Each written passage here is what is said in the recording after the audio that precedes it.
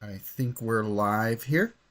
Yeah. So, welcome back to the stream. Yesterday, I did some of the, well, I did a decent amount of the cards of PM2, just going through. Still haven't really read most of them. Thought that I would do that for you guys live and just pick up where I left off yesterday.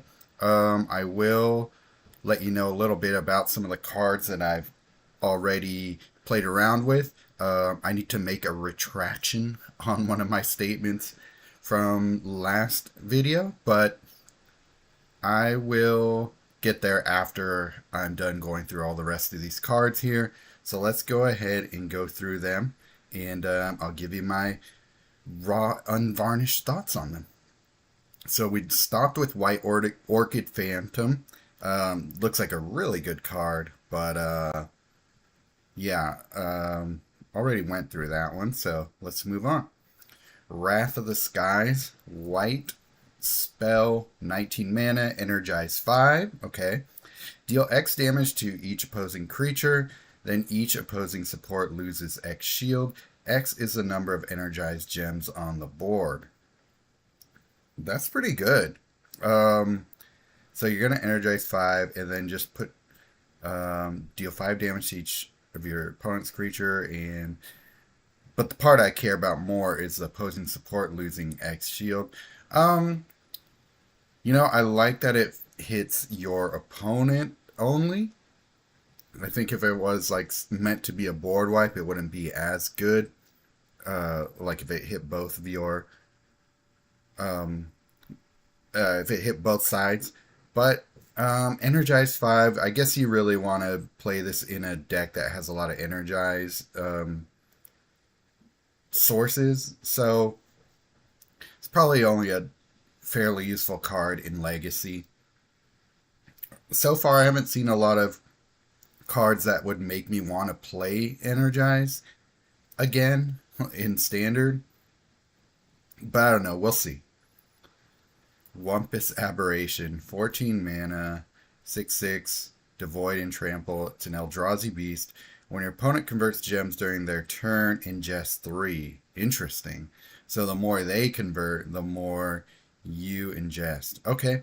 When this creature attacks, process 3. This creature gains Berserker and Death Touch until the beginning of your next turn. Okay, so it is possible to become a creature-based removal option as well. The most interesting part of it is the ingesting while converting gems. So the more they ingest, the less they'll be able, or the more they convert, the less they will be able to convert subsequently. So kind of an interesting design. Don't know how effective it will be in the game itself, but it's interesting. I like what they're thinking about there. Abstruse Appropriation, spell card, devoid. Exile an opposing card with the greatest mana value, then create a copy of that card in your hand. Okay, that's an all right card. It's definitely a good removal spell. White having a permanent removal option in Standard is good, and then you get a little bit of a benefit of possibly using it against your opponent as well. So that's kind of cool. Yeah, I like this card. Amped Raptor. When this creature enters the battlefield, energize 4. Okay. Overload 1. Fetch the first card from your library. Card gains X mana. X is the number of energized gems on the board. I like the effect. I don't love that it's just a 2/1 with first strike. It's fine, I guess. But 2/1 for 13 mana is a lot. This can be a decent card. You gotta play it in a deck that has a lot of Energize in it already. I don't like that it's just a 2/1 though. It's a little too weak for me. Urgent Deus we already went through. Bespoke Battle Wagon, 17 mana, crew 4. At the beginning of your turn, energize 3. Okay, so gonna be making a lot of energized gems already. Overload 1, draw a card. Overload 2, disable opposing creature at random till end of turn. And Overload 3, create a living construct token. Okay, so there's a lot of stuff you get out of just this one card. At the beginning of your turn, fabricate one, overload one. This creature is +1/+1. Okay, so it's like Tezzeret's, Tezzeret the Schemer's little token that you can make with it. So that's a cool card. It's a vehicle, so you can crew 4. Um, yeah, so it's kind of like a little bit of Deadlock Trap, but even though it's an overload 2 to get that effect, and it's not consistent in which one you're going to hit. It's definitely playable. I wonder if we're going to get any more events that require you to use Energize. Right now we have 2 that are in regular rotation, so I could see myself maybe using it there. Bloodstained Mire, Mana Field, convert 6. Okay, so it's one of these lands with the Mana Field, and this is just the red and black one. Okay. Brain Surge. Pick 2 of the first 4 cards from your library, fetch those cards, and convert 3 gems to improved gems of the matched color. Okay, I like that. The first card in your hand of each color has an improved gem on the board, gains full mana. Oh, okay.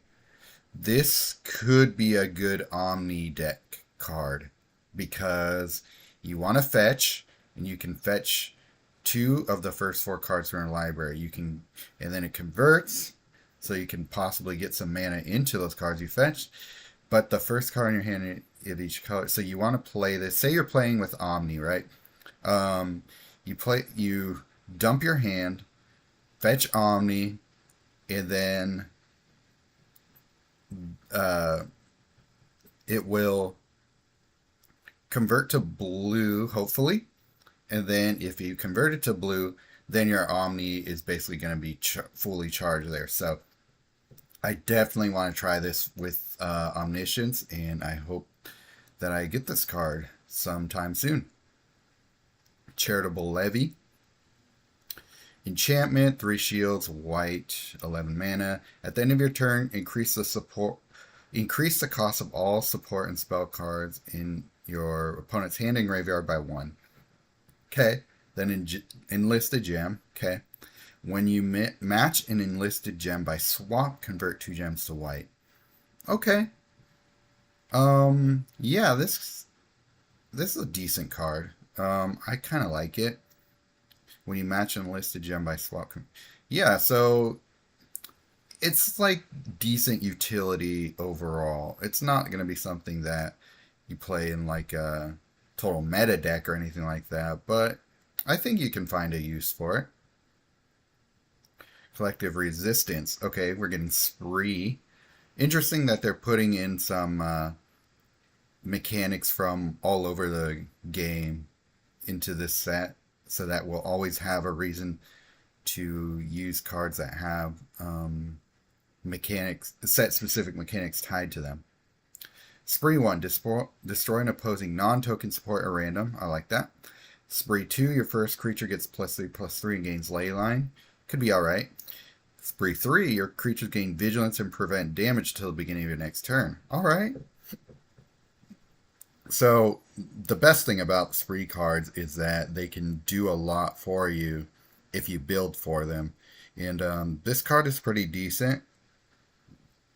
Gaining Vigilance and prevent damage, and your creatures gaining Leyline, and you're destroying opposing non-token support at random. That's the important part. So this can definitely get some play for me in certain decks. If you think about it, though, 13 mana for just removing a support. It is mono green, so that is something to keep in mind.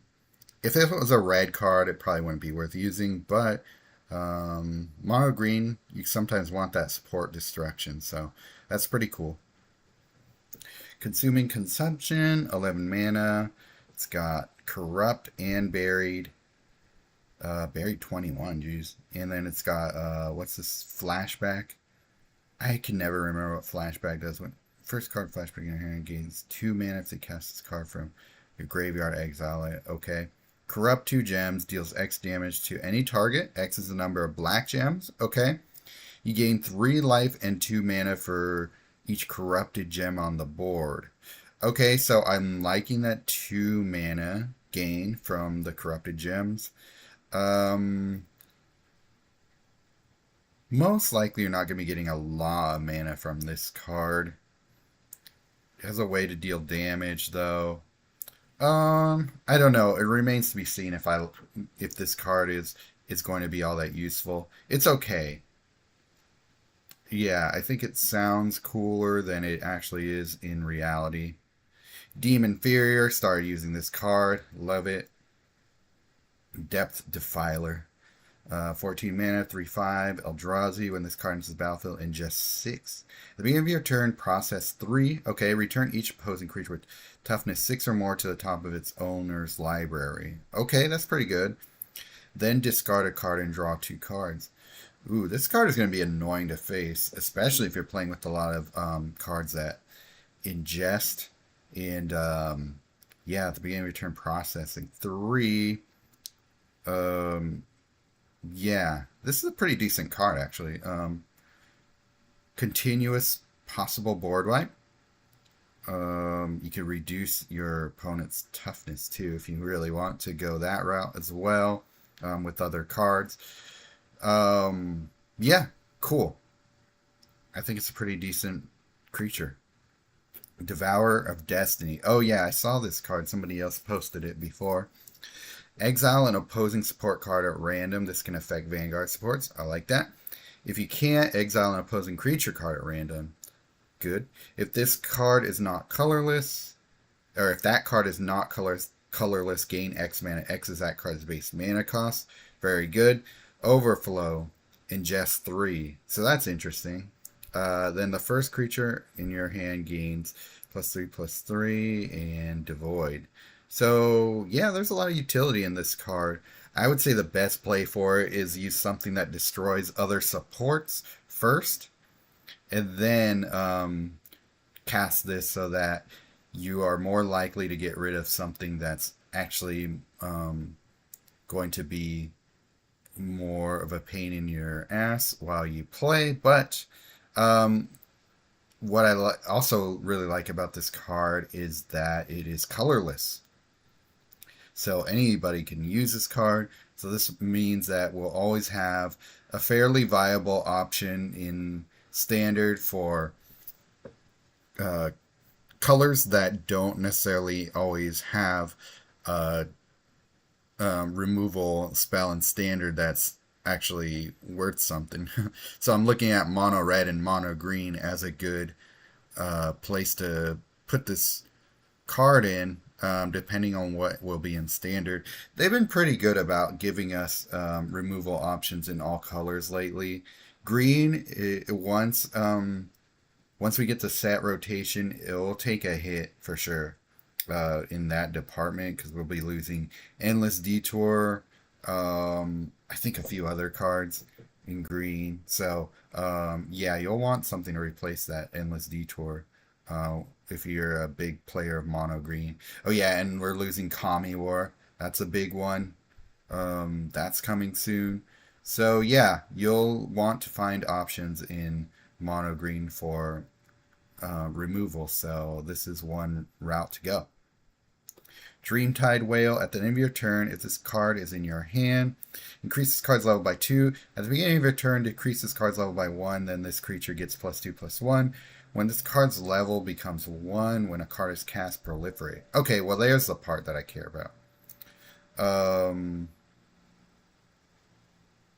Okay, discrete. So it can grow. It's a 7/5 for 14 mana, which is actually pretty good. Um, when this card's level becomes 1, destroy this card. That's the only part that kind of sucks. But I like when a card is cast, proliferate. So that is really kind of like Inexorable Tide as a creature. But yeah, so you're going to want to increase this card's level in some other ways. Like I'm looking at Kasmina as possibly a good card to, or a good planeswalker to use this card with. I'm very interested in that whole when a card is cast, proliferate with no cap on it. So This card and some vanguards and maybe a little bit of looping will be really solid. Yeah, I want this card. Echoes of Eternity. Okay, so Steve, shout out to him, uh, sparked an idea in my head of creating a little bit of a loop deck with this one. That you really need to have improved gems on the board for this to work. But if you cast a colorless card that's really cheap, something that's going to be either 3 mana or less, you can loop with this card as long as you have enough improved gems on the board to make this worth it. You're going to want to try and play this with uh, Healer of the Pride and Ripley Vance.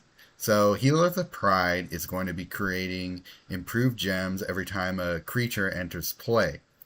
So if you play a really cheap creature, a really cheap colorless creature, you're going to be creating a ton of improved gems.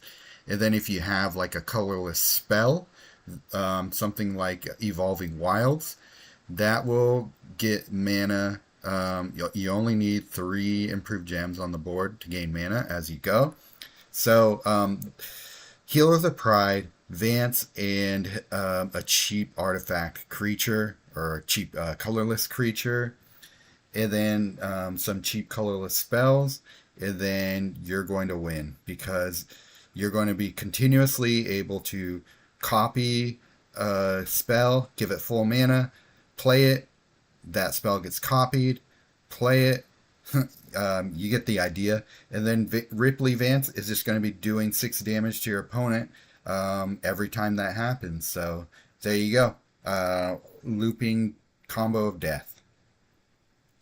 I will probably show that in a video sometime or another when I get around to it. Eldrazi Linebreaker. 9 mana, 3/3. Devoid Eldrazi red, mono red, with trample. Beginning of combat on your turn, your first creature gets +X+0 and gains haste until the beginning of your next turn. Okay. X is the number of colorless cards you control. Okay, so if you put a bunch of gold tokens, this thing can get pretty nasty. Yeah, it's all right. It's a 9 mana card, so it's not too expensive. Yeah, I kind of like it actually.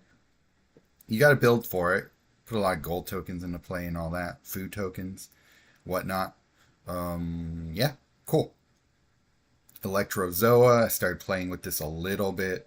I just need to play it with more cards that have Energize in my deck for this to be really worth anything. But on its own, it's not great. Emrakul's Messenger. Blue, 10 mana, 2/1. When you draw a card, create an Eldrazi spawn token. Okay, what's that one? Enchantment. Oh, it's an enchantment support card token. Beginning of your turn, ingest X. X is 1 plus the support shield. Then the support loses 1 shield. Okay. When this creature attacks, draw a card and ingest. So when you draw a card, you're creating one of these. So that should be interesting. Play it with Jace.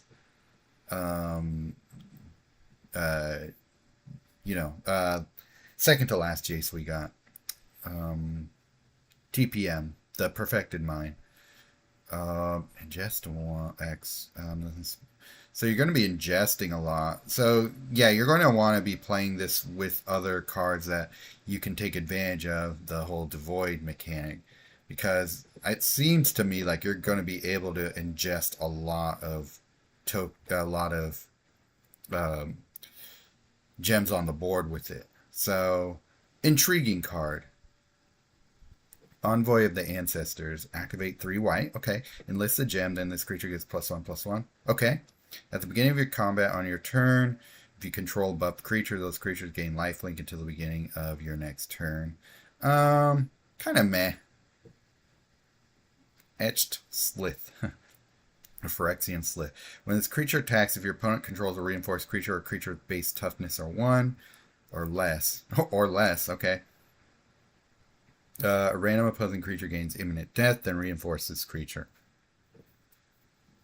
Um, I don't know. I don't think this card is that great. I'm not seeing anything that really stands out to me as something cool. Fanatic of Ronus.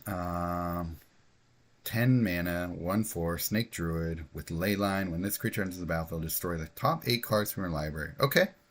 When this creature is exiled or died, if there's 2 or more cards named Fanatic of Ronus in your graveyard, return to the battlefield. Okay.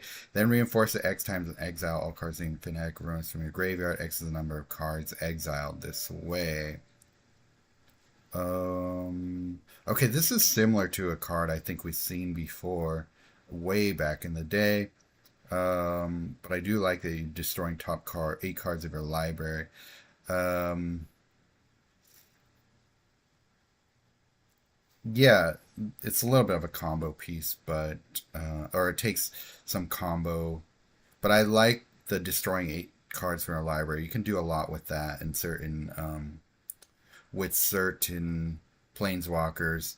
Tyvar and Nissa of Shadow Baths come to mind. Cool. Flare of Cultivation, 9 mana, spell card at the beginning of combat on your turn. If this card in your hand doesn't have full mana, you can destroy non-token creature. Oh, okay, so all these flares all have that same thing. So you can choose to destroy a creature, a non-token creature, to power this card with full mana. So it needs to be a good um, it needs to be a good effect for it to be worth that, I think. Fetch the first land support from your library, then convert 5 gems to green. That's okay. Converting 5 gems to green is on the threshold of being not that great. It's like it's like the line that I would when it comes to good conversion, 5 gems is right on the line. Anything below that for a spell is not really worth it. For a land, that's good, but for a one-time use, converting 5 gems to green, unless you already have a lot of green gems on the board, it's probably not going to do a lot for you. So, but it could be a good spell in a loop deck. If you're fetching one of the lands from mid or Vow, you can possibly get more mana out of it. This card might be worth playing around with. I'll see if it's really worth putting in a green looping deck. Flare of Denial, same sort of thing. Drain all mana from the first 2 cards in your opponent's hand and gain 2 mana. Yeah, pretty solid. Draining all mana from the first 2 cards in your opponent's hand is usually a pretty good thing. um, yeah, it just really depends on what they're trying to power up. But it's a decent card. Flare of Duplication. Exile the top card of your library. If that card is a spell card, you gain 3 loyalty. Then create a copy of that card in your hand. That copy gains full mana. Okay, so it's maybe a way to get a cheap a spell out. Um, but it is 19 mana. That seems like a lot for a card that you're mostly trying to convert to another spell card.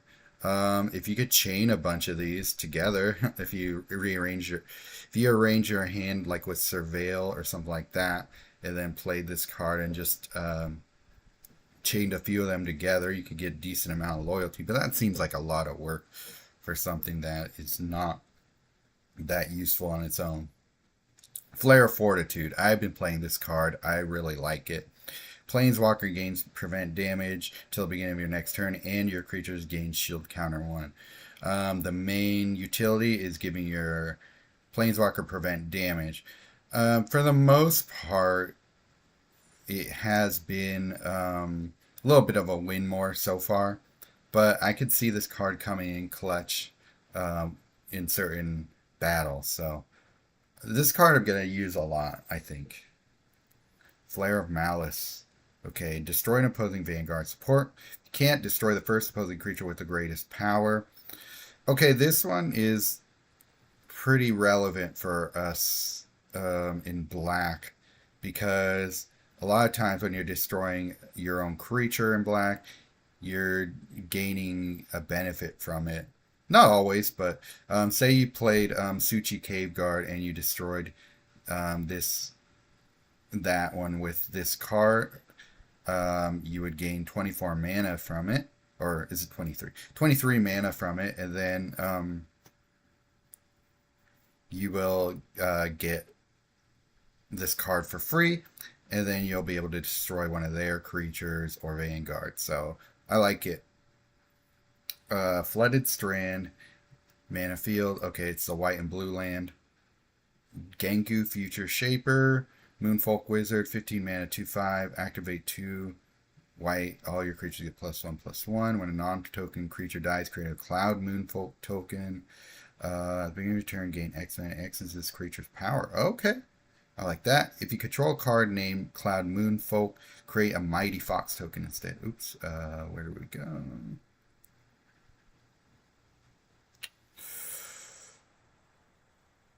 When this creature deals with combat to your opponent's planeswalker, reinforce each creature token you control. Okay, so when a non-token creature dies, so that could be anybody's creature, I believe. It doesn't have to be yours necessarily. Yeah, I like this card. I like the Cloud Moonfolk that it creates more than anything. So you any return game, yeah. So that's almost like what was that one spell? The moon one, where it creates a little moon token that's 0/1, and then it you gain mana equal to its toughness. So yeah, I like this.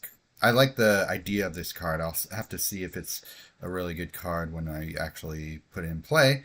But yeah, definitely something worth looking at there. Ghostfire Slice, 12 mana, flash,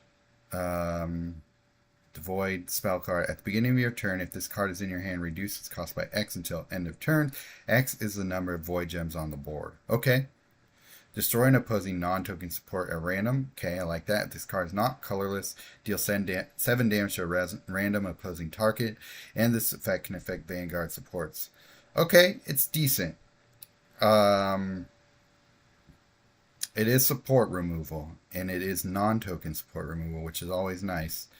And then it can do a little bit of extra. Yeah, and it's got flash too, so that's kind of cool.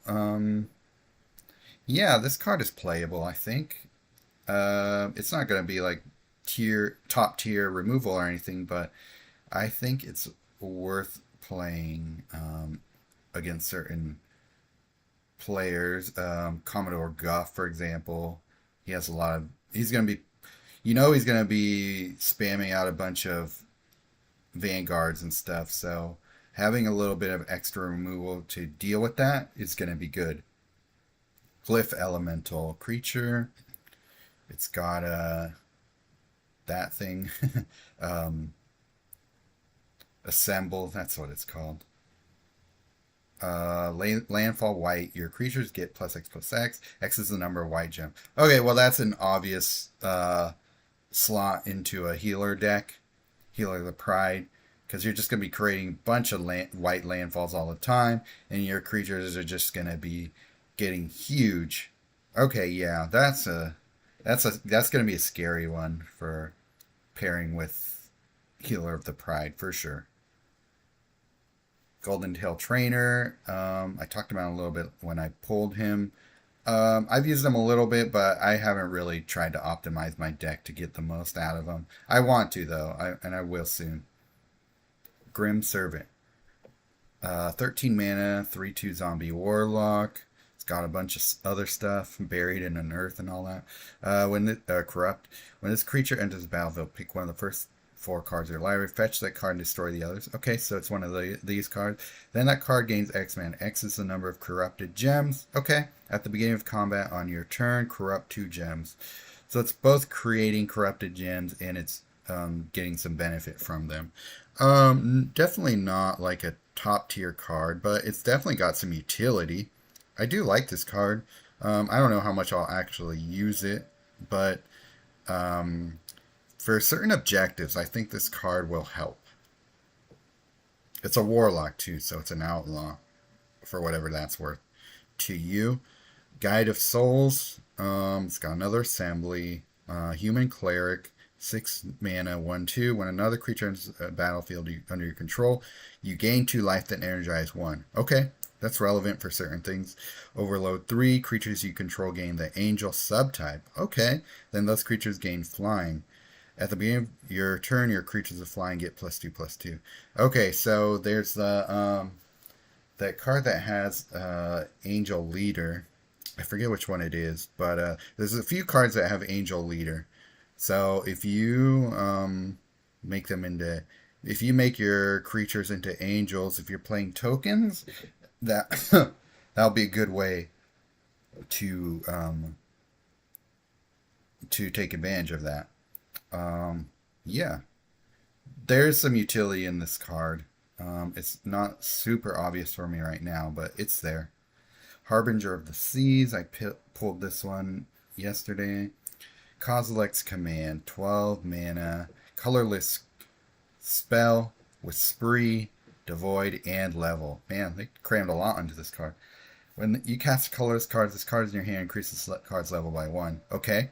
That's going to go well with the Emrakul support that we looked at before. Spree 1, ingest X. Spree 2, create X Eldrazi spawn tokens. Spree 3, exile all cards from graveyards. X is this card's level. Okay, so how many Eldrazi's? These are support cards.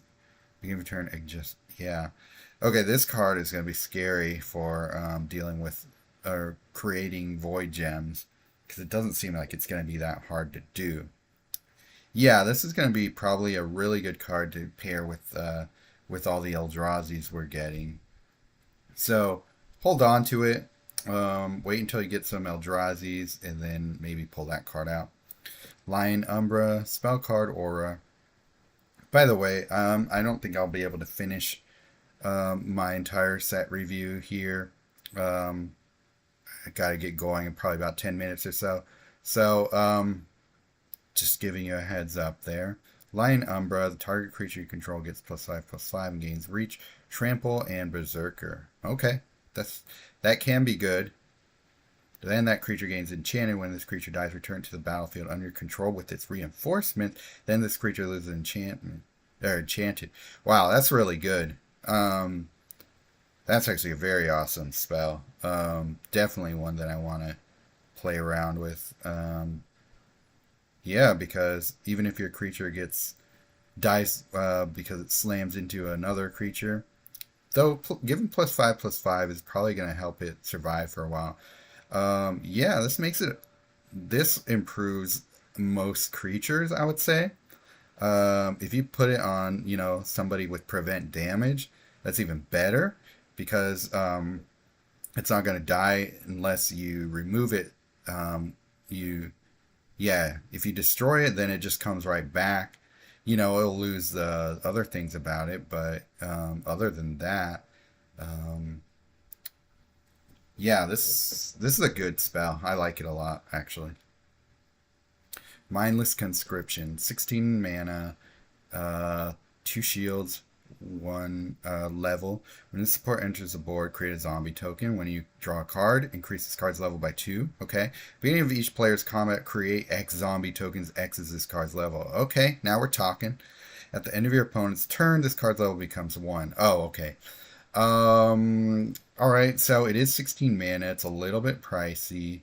It's only got 2 shields, so it's a little bit fragile too, but you can make a ton of zombies with it, and depending on who you're using this with, that can be really useful. Yeah, this can be a very good card if you play it with that Liliana that deals damage whenever a zombie is created. That is solid. Mog Mob.